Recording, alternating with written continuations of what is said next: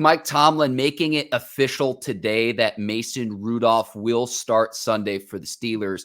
There was nothing I saw that he did where I would say he didn't deserve another opportunity against the Bengals. To me, though, Mike Tomlin handled this masterfully on Tuesday when he talked with reporters earlier this week, saying, oh, we're still in the same spot as a week ago. Kenny Pickett coming off tightrope ankle surgery, and we don't know. We'll see how he progresses. Mason will probably get the ball.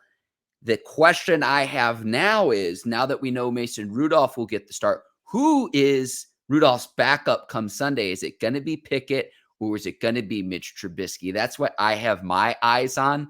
Some beautiful work by Mike Tomlin in handling the PR side of this to say, hey, we don't have a quarterback controversy in Pittsburgh, but Mason Rudolph did some things with this offense a week ago that I haven't seen from the quarterback position for a very long time from a Steelers standpoint. What say you, Ike Taylor?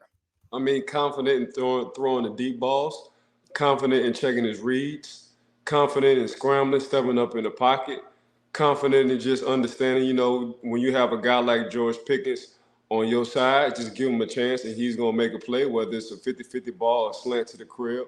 Just confident enough to scan the field and see Jalen Warren coming across field, giving him a 3-yard pass and he turns it into a 17-yard gain. Just confident like that. Confident enough when you say break and you snap that huddle and you understand Mason going to give you the best opportunity right now to win the ball game. That kind of confidence, because we haven't seen that kind of explosiveness in that offense until Mason Rudolph came into the picture. And don't forget, Mason Rudolph, before that game, he was 6-4. So his record wasn't bad as a starter. So Mason felt like he got shortcutted a lot of opportunities in that offense, so he made a statement, and he gave Pittsburgh their best chance, Mark. Yeah, the key I take away from that, you mentioned George Pickens right off the top, where he has 4 catches, almost 200 yards, 2 touchdowns. It was getting the ball to your best player. Like, it's as simple as that. Pickens has taken a lot of criticism, and rightfully so, for not blocking for his teammates in previous weeks. But you can understand the frustration because when the Steelers can get him the football, you can see how special of a player he is. And when you've been telling me this since training camp, since you've gone to the practices, you played every receiver, both in practice against the Steelers, against your teammates, but all the star receivers in the league, you played from 03 to 14. When you tell me George Pickens an alien, George Pickens is a special talent, he's a really good player, I listen to that. When people are watching this on YouTube and they're watching it streaming, take what Ike is saying seriously, because he is seeing the best of the best when it comes to the receiver position in this league and talking about George Pickens' ability. So you have a quarterback that says, I am going to prioritize getting him the football down the field in space where he can make plays with the ball in his hands. You see what happens last week when they light it up against the Bengals. I mean, look at it like this. When you look on social media and they talking about memes and they talk about blocking and they talking about a receiver who blocking cornerbacks, who they talk about? They talk about GP. When GP says, man, he gets mad when he's not getting the ball, so he takes his frustration out on blocking, you talk about GP.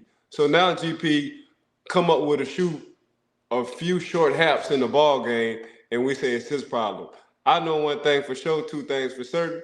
When it come down to GP and that blocking, the most consistent receiver in the league has been GP, and that's been the time since he stepped on the field as a rookie. So you can say what you want to say. I just know for the past 2 years, with everybody talking about GP, who is probably the best receiver blocking and doesn't get as many targets as all the other receivers, is GP. So when he does have frustration, I totally understand that he's still working on his maturity part. So I get all that.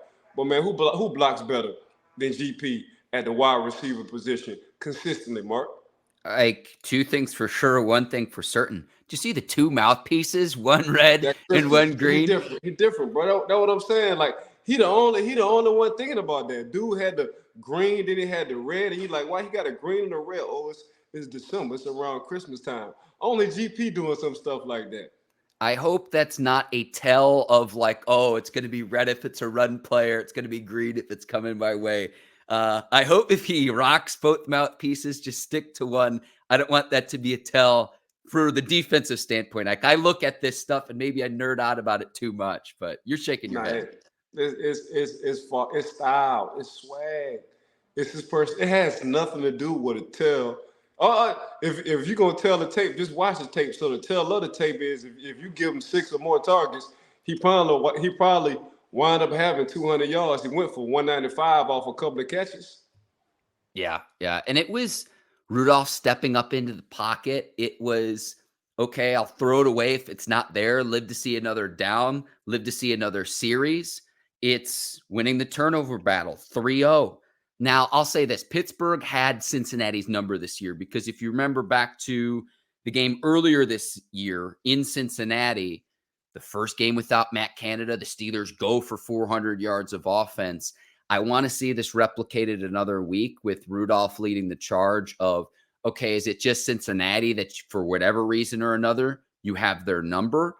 But again, I go back to there was nothing that Rudolph did in that game, Ike, where it was like, oh, he doesn't deserve another opportunity. You could see it on the screen, the body language of everyone on the offensive side of the football where it's like, oh, the sum finally equaled its parts, and we saw what this offense can do. And I look at it from this week of, okay, if Seattle wants to take away GP and double him, and you have one-on-one opportunities with Deontay, Freiermuth, getting the running game going.